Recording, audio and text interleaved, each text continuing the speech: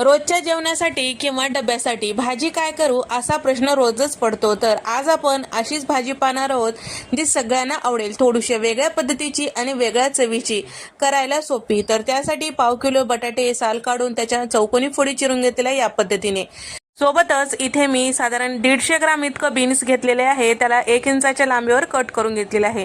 बटाटे शिजण्यासाठी वेळ लागतो, त्यासाठी थोड्याशा तेलामध्ये आपल्याला हे बटाटे नरम होईपर्यंत परतून घ्यायचे. अगदीच गाळ करायचं नाही, थोडंसं नरम झालं तर पुरेसं आहे.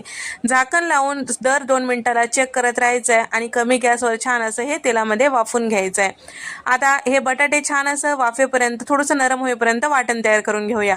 मिक्सरच्या भांड्यामध्ये इथे मी साधारण 10 ते 12 लसूण पाकळ्या, 1 इंचाचं आलं, साधारण एक 7 ते 8 छोटे तुकडे सुक्या खोबऱ्याचे आणि 2 चमचे तीळ आणि 2 चमचे इथे मी फुटाण्याची डाळ टाकून घेतलेली आहे. झाकण लावूया आणि मिक्सरला या पद्धतीने पावडर तयार करून घेऊया.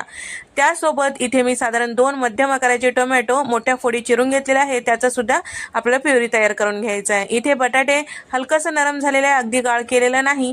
आणि त्याचबरोबर आता ताटामध्ये काढून घेऊया आणि सोबतच याच तेलामध्ये आपल्याला बीन्स सुद्धा परतून घ्यायचे आहे. बीन्स सुद्धा हलकंसं नरम होईपर्यंत या तेलामध्ये परतून घेतलेला आहे. ताटामध्ये काढून घेऊया. सोबतच कढईमध्ये शिल्लक राहिलेल्या तेलामध्ये आपल्याला फोडणी द्यायची आहे.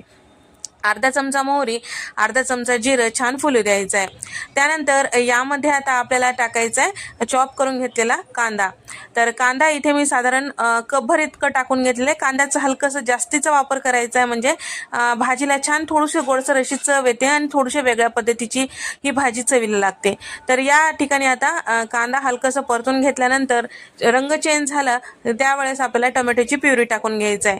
आता टोमॅटोची प्युरी सुद्धा यासोबतच परतून घेतलेली आहे. सोबतच पावडर मसाल्यांमध्ये चमचाभर धने पावडर, अर्धा चमचा इथे मी भाजलेले जिऱ्याची पूड टाकून घेतलेले आहे. 1 चमचा गरम मसाला, चमचाभर लाल मिरची पावडर, अर्धा चमचा हळद, चवीपुरतं मीठ, भाजीला रंग छान येण्यासाठी चमचाभर बेडगी मिरची पावडर. तर हे पूर्णपणे ऑप्शनल आहे, तिखट नसते बेडगी मिरची पावडर, फक्त भाजीला रंग छान येते. सगळं छान व्यवस्थित मिक्स करून घेतलेलं, तयार करून घेतलेलं वाटण यामध्ये टाकून घेतले. अर्धी वाटी पाणी यामध्ये टाकून घेतलेलं आहे, म्हणजे आपलं हे सगळं जे वाटण आहे करपू नये म्हणून. आणि थोडंसं परतून घ्यायचं. 1 मिनिटासाठी परतून घेतल्यानंतर यामध्ये परतून घेतलेले बीन्स आणि बटाटे टाकून घ्यायचं. सगळं मिक्स करून घ्यायचं आणि आता साधारण 2 मिनिटासाठी झाकून वाफून घेऊया, म्हणजे सगळे मसाले छान असं वाफतील. त्यानंतर आता यामध्ये टाकायचं आहे पाणी. तर अर्धा ग्लास गरम पाणी करून यामध्ये टाकून घेतलेलं आहे आणि 2 चमचे कसुरी मेथी यावर चुरून टाकायचं आहे आणि सोबतच थोडीशी कोथिंबीर सुद्धा टाकलेलं आहे. सगळं छान व्यवस्थित मिक्स करायचं. परत तेल साईडला सुटेपर्यंत आपल्याला झाकून वाफून घ्यायचं आहे, बटाटा वगैरे छान असं नरम होईपर्यंत.